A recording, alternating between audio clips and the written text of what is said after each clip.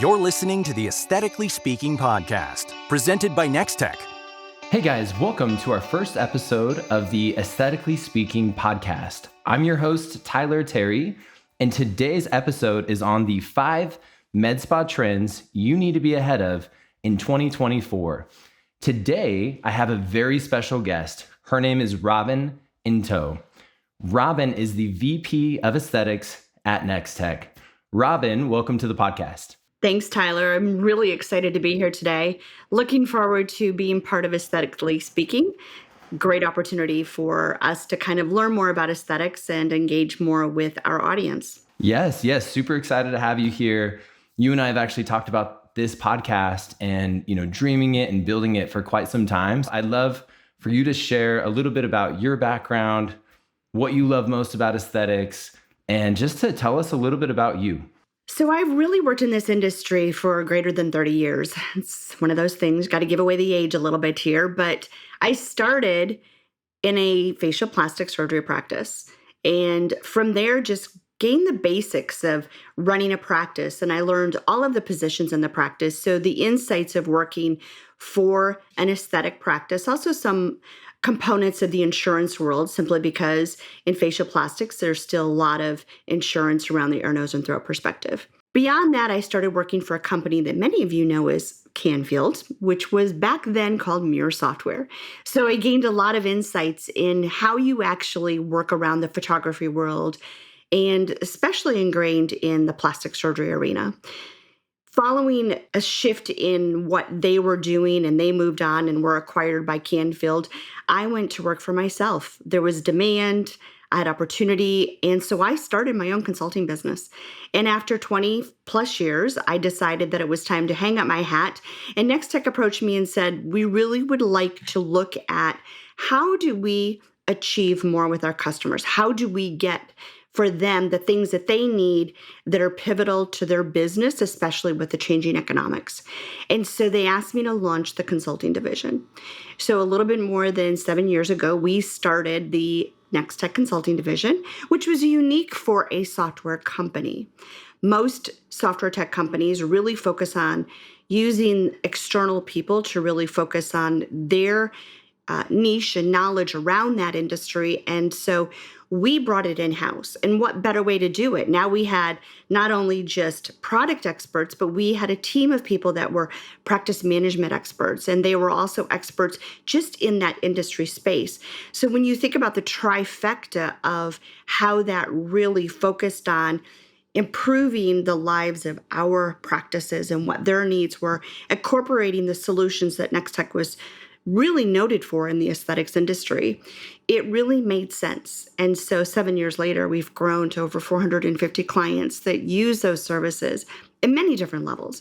And so it's exciting to actually then take that to another level and really take where Nextech gained its roots, which is around plastic surgery, and focus on aesthetics. And part of the role that I fulfill in this business is really helping to bring together both those external resources and the market share, as well as the internal resources, and bring that all together with respect to how we look at and manage aesthetics. If you think about it, there's a lot going on in this industry. So a lot of learning. If I'm listening to this, and whether I'm a plastic surgeon, a med spa, dermatologist, what are some of the things when I partner with a consultant at Nextech? What are some of the things that you'll immediately come into my practice and help me with, or look at increasing the efficiency on?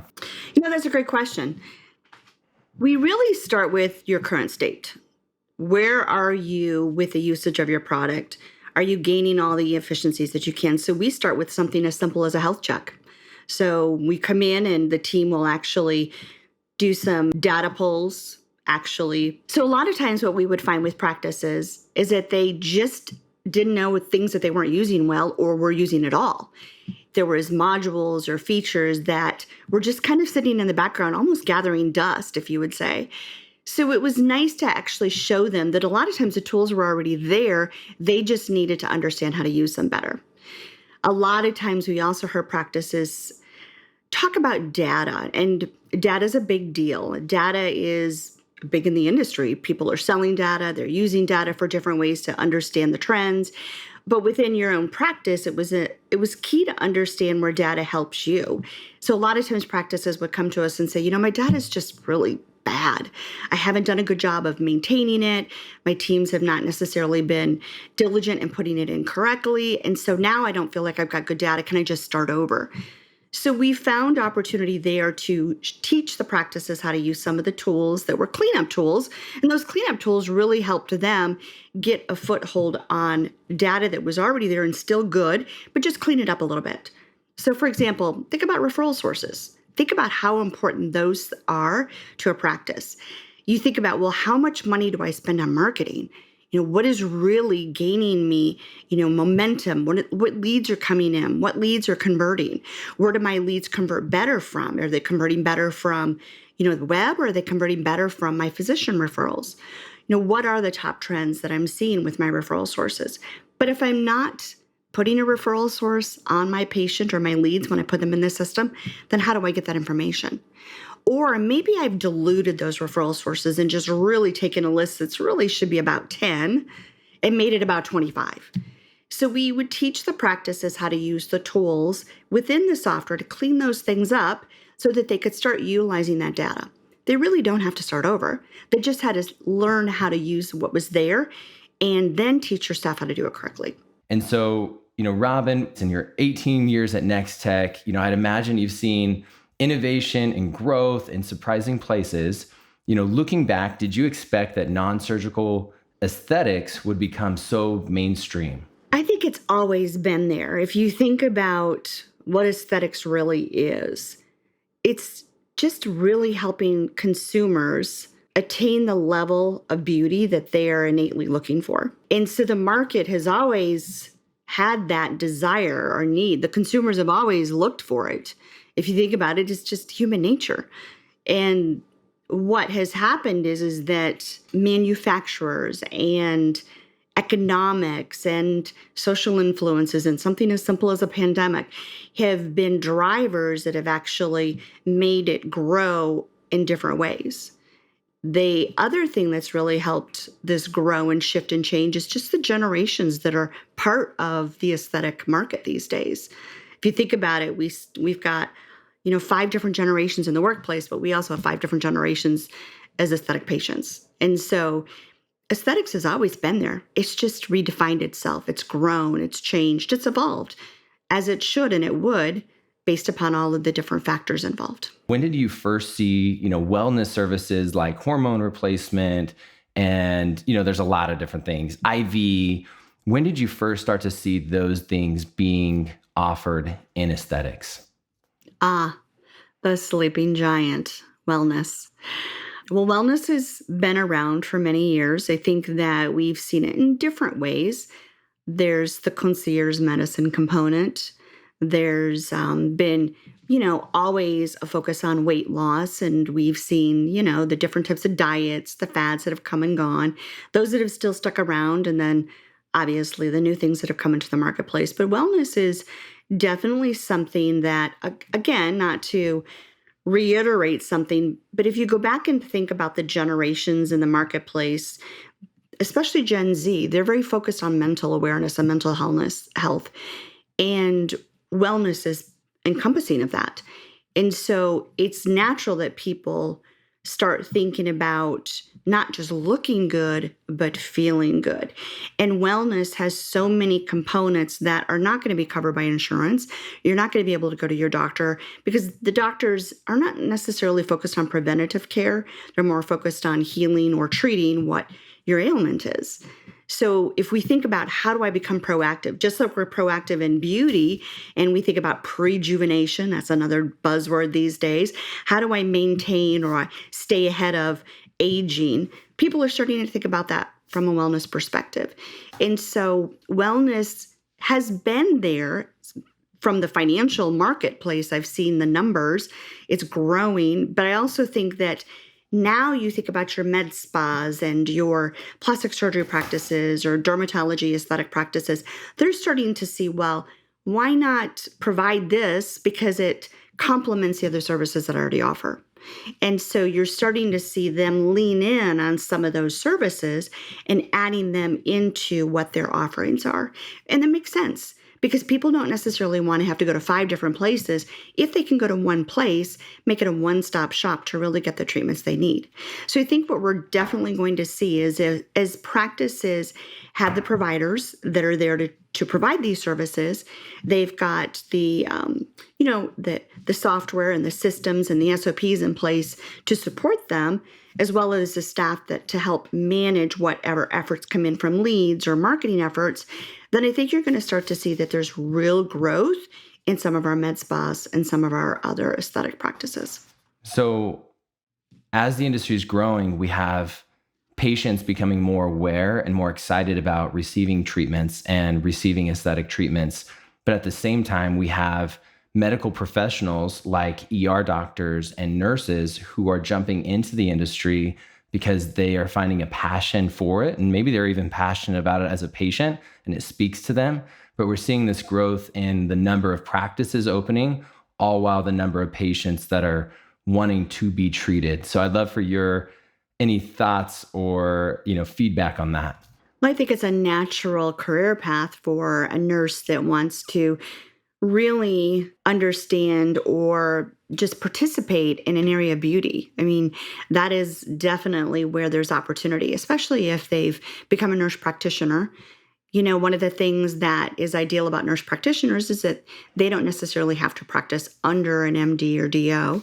Again, all of these fall under state regulations, so we know there's a lot to dig into that, and we're not going to go down to that path today. But I think that it's a career opportunity. It's appealing. It's exciting. I mean, everybody loves it when you say, oh, I work with plastic surgeons or I work in the plastic surgery industry. It just sparks a glimmer of, ooh, that's really cool. What do you know about Botox? So the questions that ensue and the passion that you see around it is just innate, I think. And especially when you think about everybody has a sense of understanding when it comes to their desires for beauty and being beautiful. And so I think for nurses or nurse practitioners or physician's assistants to think about that as a career growth opportunity, absolutely. There are so many of them that are flooding the market. I think the problem for practices is what do I structure as a career path for them that they want to stay with me? Because there's always opportunity for them to actually go elsewhere or start their own practice, depending upon, again, those state regulations. So I think the struggle is, yes, let's go ahead and say, yeah, there's a lot of them entering the market. But more importantly, practices are struggling with, well, how do I compensate them? How do I keep them happy? How do I ensure that all this time and effort that I'm putting into training them, because some of them may be brand new nurses that want to venture down this arena, how do I actually invest well in that area to make sure that they want to stay with me? Because we know that that's also a big problem in practices is, yes, there's an influx. Most of the time, they're better served to work for a physician, cost, training, opportunity, feeding of other patients, the cross-referral base, other services that are available. So it makes more sense to work within a physician's practice. But at the same time, from the flip side, the physicians are looking for ways to work better together with these mid-levels so that they can actually ensure that as a provider, they respect them. And as a provider, they're cultivating their growth as well. Because it all serves the same end purpose, growth for the business, and then attractive services for the patients. I'd like to shift gears into our second trend that we're seeing here in the new year. Just to give an example to the audience, here in the town I live in, I have a med spa that I go to, and then I also have an IV hydration clinic that I go to. The med spa, this is about 6 months ago, the med spa started offering IV hydration, and they wanted me to become a patient to get that. And then the IV therapy practice started offering med spa services. They hired an injector and they're branching off to be a med spa. So we have this interesting shift of IV practices potentially opening up, or offering aesthetic services, and then aesthetic practices, plastic surgeons, dermatologists offering IV. So I'd love to hear your thoughts on this service and why it's exploding. Wow. Okay. I'm a convert, by the way. I love it. Me too. I was too. It's interesting when I think about my journey that evolved around this and then thinking about how I can apply that back to the market as a patient and what my thoughts were. And so I'm going to take a different approach on this and kind of think about it from my own patient journey. I probably never would have done this if I had to make an appointment and go to a standalone IV hydration shop. I wouldn't have done it. It wasn't appealing to me. But when I went in to have my facial and the esthetician said, "Hey, do you want to go ahead and get an IV today?" I'm like, okay, what are you recommending? And is this going to take more time? And, I had all the normal questions, I think. And she said, "Well, we'll do it while you're having your facial. It won't take any more time, and it shouldn't be uncomfortable or cause you any pain or discomfort whatsoever." So I said, okay, why not? And since then, every time I've gone in for a facial, then I've also had an IV hydration at the same time. Different cocktails, they kind of mix it up a little bit. That's the fun part about it. And even one day when I wasn't feeling so well, they said, "Oh, let's give you an IV and that'll help you." And I'm like, okay. So I think that what I represented in my own space was this was easy for me to add on because I didn't have to spend any more time going out, making an appointment, and going someplace else. That opportunity, I think, is still in its infancy because when I think about what I have seen in the many med spas that I visited, I don't see this as being one of their core services, nor do I actually see that they even offer it on a regular basis. That in and of itself is a whole other conversation where services are not readily visible to patients as being an opportunity when they come in, or they don't think that they can have it today because they think they have to make a separate appointment. But for me, it was just super easy because it was same time, same commitment, really nothing more on my part that I had to do. And so that was easy. When you think about where it has worked so well, it's an easy way for people to walk in, get a quick IV, and feel good. It's like that whole hangover philosophy. They go in on Monday morning, they've indulged too much over the weekend. Now I'm going to go get an IV. I saw this recently when I was in Vegas for a trade show, and I was in one of the hotels, and I'm like, oh, there is an actual IV store right here in the hotel. And it made sense because, we're in Vegas. People tend to overindulge. And it was a great way for them to kind of really think about, oh, okay, I'm going to get a quick treatment. I'm going to feel better. So yes, it is in its infancy. The market is ripe for it. I think it is one of the big things on where people are focusing on prioritizing their wellness. So it's a beautiful intersection of med spas and medical wellness. And that to me is a beautiful thing for how that's going to actually evolve in the market. There's a lot of different ways in the way that we articulate and we make patients feel, but this enhances the patient experience in so many different ways. The practice was able to provide both an enhanced experience, a delightful experience, all while increasing their revenue per guest or revenue per treatment because you were there anyways. And now you're able to maximize that time, whether it's a plastic surgery or dermatology practice. How would you position IV therapy? Great question. Lots of different ways to think about how this could really appeal to your patients and in solving for what their needs are.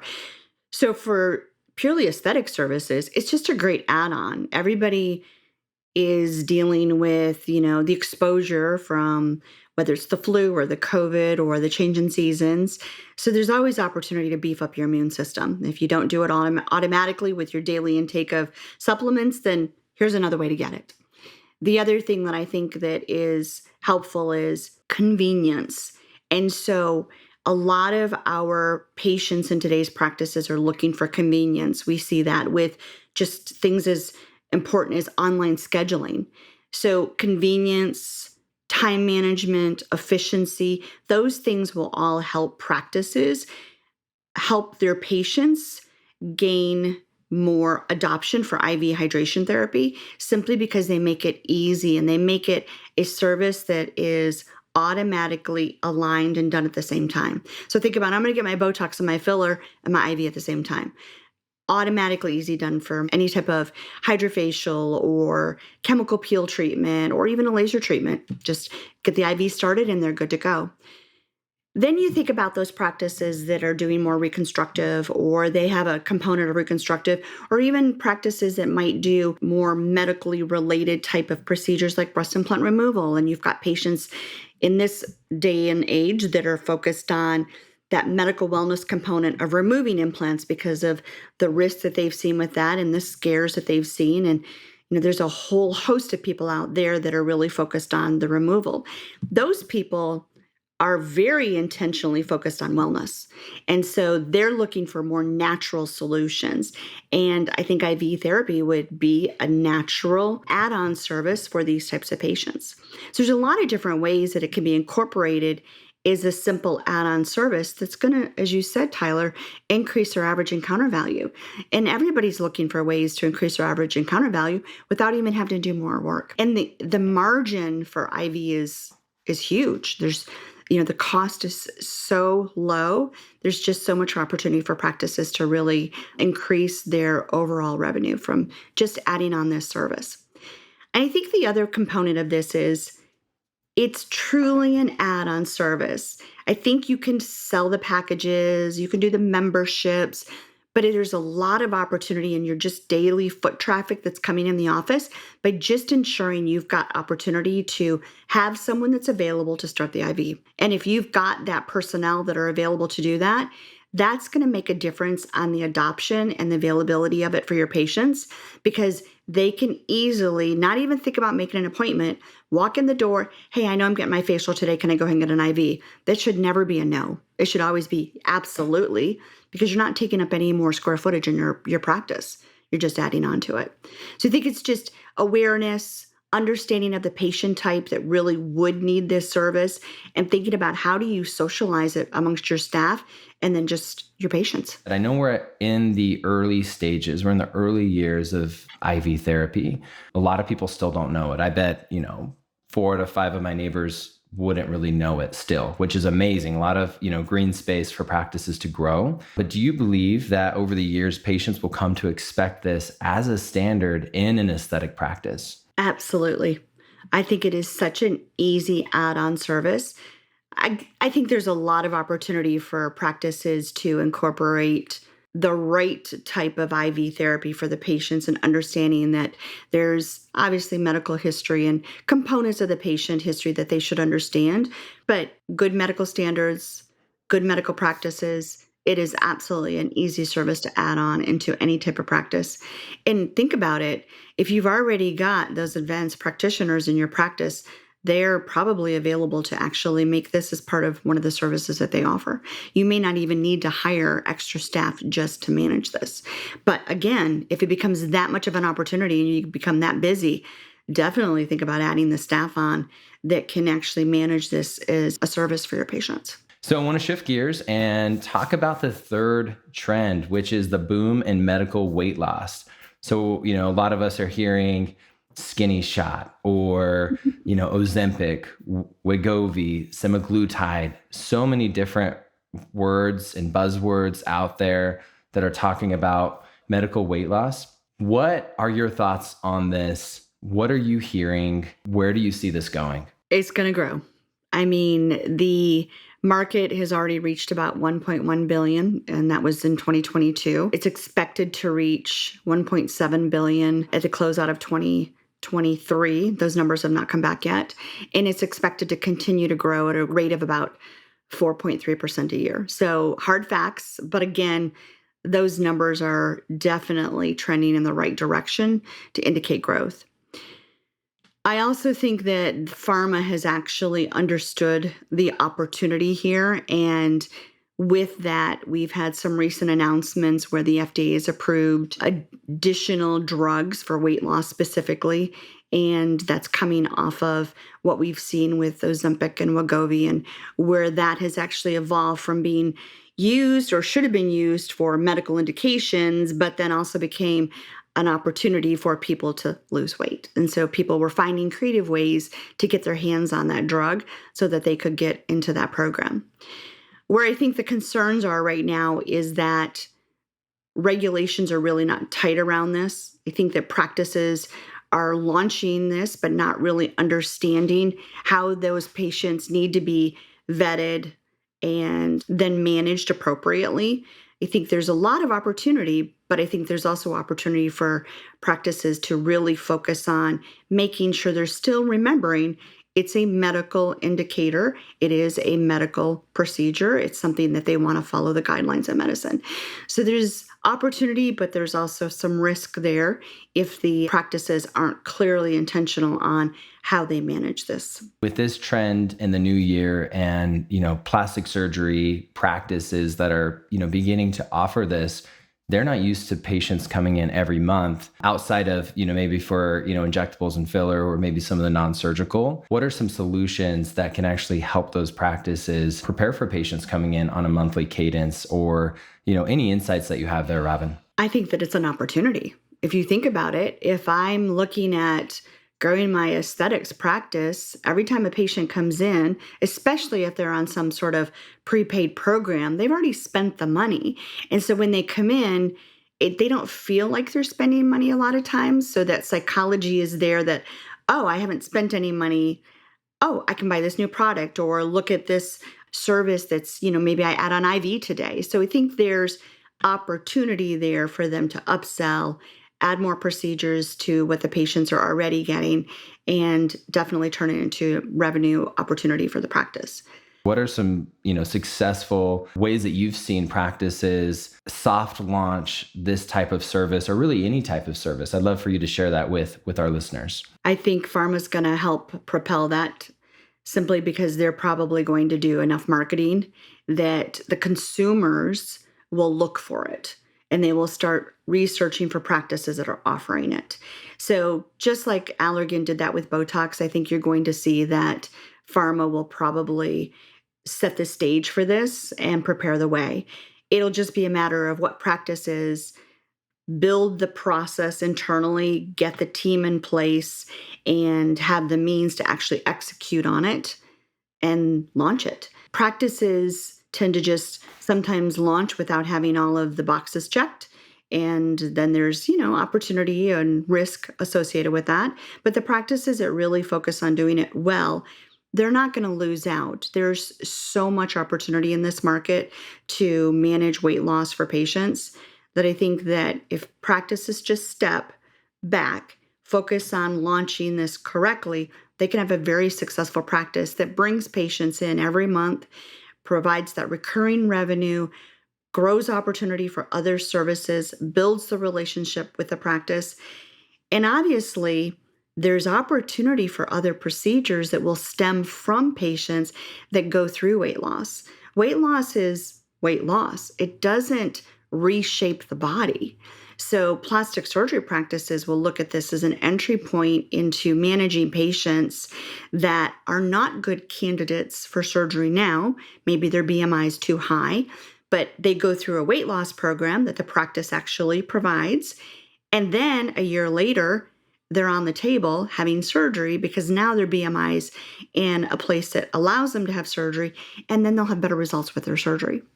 So there's opportunity for the practices that are now currently turning away patients because their BMI is too high to actually start them on a course of treatment that's non-surgical that then builds into the surgical. Obviously, we have world-class plastic surgeons who are clients of ours, Robin, and who are listening to this today.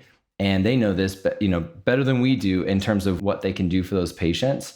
And so what a great reminder for them to see this opportunity where pharma is going to be, spending a lot of, resources, making patients aware and educated and well-versed to direct them to the practice.